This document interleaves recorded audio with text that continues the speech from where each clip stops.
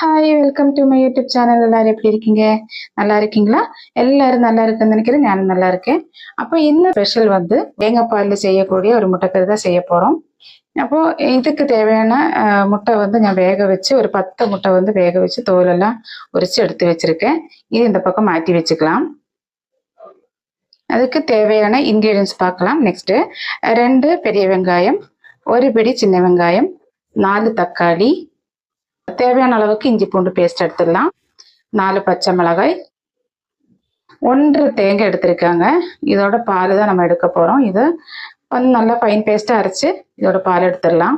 1ஆம் பால் 2ஆம் பால் அப்படியெல்லாம் கிடையாது, தண்ணி ஊற்றி அரைச்ச பால் தான் எடுக்க போகிறோம். 1½ தேங்காயோட பால் தான் எடுக்க போகிறோம்.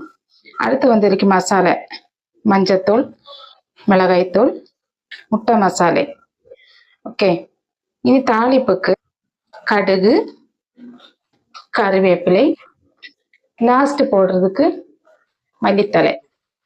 இதுதான் இதோட இன்கிரீடியன்ஸ். இனி வந்து எப்படி செய்யறதுன்னு பார்க்கலாம் வாங்க. இப்போ நமக்கு இதே போல ஒரு பாத்திரம் அடுப்பில் வச்சுக்கலாம். சட்டி காஞ்சிருச்சு, எண்ணெய் ஊற்றிக்கலாம், கடுகு போட்டுக்கலாம்.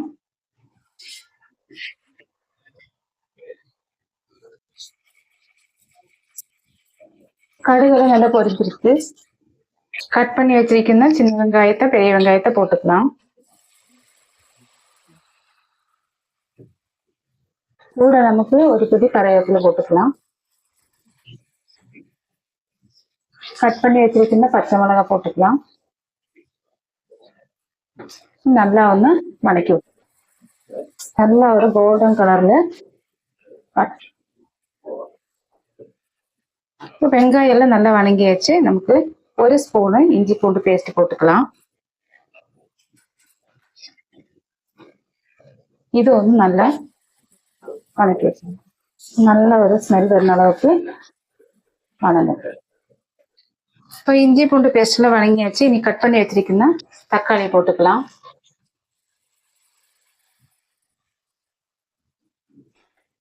அது வந்து நல்லா வதங்கும்.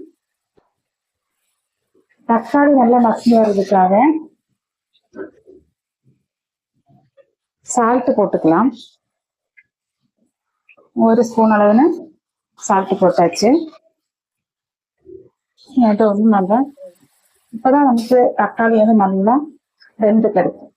இப்போ நமக்கு தக்காளி இதெல்லாம் வெந்தாச்சு. இனி நமக்கு மசாலா இதெல்லாம் போட்டுக்கலாம். மஞ்சள்தூள், மிளகாத்தூள், முட்டை மசாலா போட்டுக்கலாம். அது வந்து நல்லா மிக்ஸ் பண்ணிடலாம்.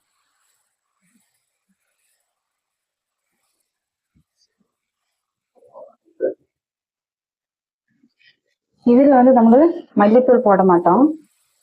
மல்லித்தூள் போடாம தான் செய்யும்.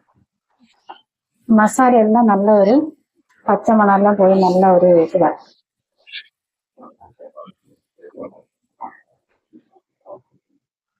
இனி நமக்கு அரைச்சு பால் எடுத்து வச்சிருக்கோம்னா இன்னும் 1½ தேங்காயோட பால் இதுலேயே ஆட் பண்ணலாம்.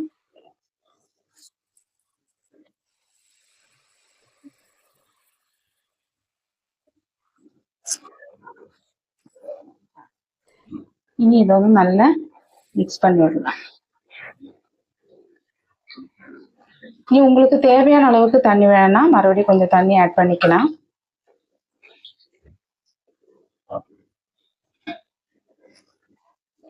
இப்போ நம்மளுக்கு தேங்காய் பால் பிழிஞ்ச தண்ணி மட்டும்தான், தேங்காய் பால் மட்டும்தான் சேர்த்திருக்கேன். அது இல்லாமல் தனியாக தண்ணி சேர்த்துல. உங்களுக்கு தேவையான அளவுக்கு நீங்கள் தண்ணி சேர்த்துக்கோங்க. உப்பெல்லாம் கரெக்டாக இருக்கான்னு செக் பண்ணிட்டு மசாலையெல்லாம் தலைக்கிறதுக்கு முன்னாடி நமக்கு இந்த ஒரு 4 முட்டை எடுத்து இந்த மாதிரி நடுவாக கட் பண்ணி வச்சுக்கலாம். 4 எண்ணத்தை மட்டும்தான் வச்சுக்கிறாங்க. இந்த மாதிரி 4 எண்ணத்தை நமக்கு கட் பண்ணி வச்சுக்கலாம். இதே போல 4 எண்ணம் கட் பண்ணி வச்சிருக்கேன். இது வந்து மாற்றி வச்சுக்கலாம். அடுத்து இதே பாக்கி வெண்ண முட்டையை வந்து இந்த மாதிரி கோடு போட்டு வச்சுக்கலாம்.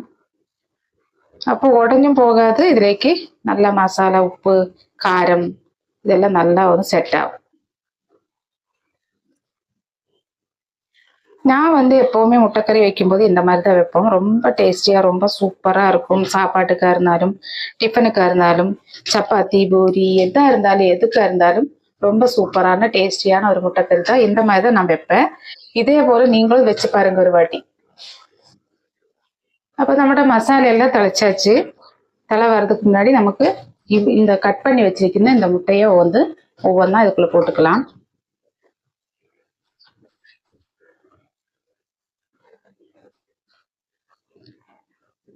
இந்த மாதிரி எல்லா முட்டையும் இதுக்கு போட்டுக்கலாம். இது வந்து திளைச்சதுக்கு அப்புறம் தான் நமக்கு அடுத்த முட்டை போட போறோம். நீ இது வந்து நல்லா நைஸா ஒன்று மிக்ஸ் பண்ணி விடலாம். இந்த மாதிரி மிக்ஸ் பண்ணி விட்டாச்சு. இனி நமக்கு பாக்கி வருன முட்டை கூட இதுலேக்கு ஆட் பண்ணலாம். இந்த மாதிரி இது வந்து நல்லா ஒரு 5 மினிட்ஸ் இப்படி கொதிக்கட்டும். தண்ணி கொஞ்சம் லைட்டா வந்து வற்றட்டும். அப்பதான் வந்து ரொம்ப டேஸ்டா இருக்கும்.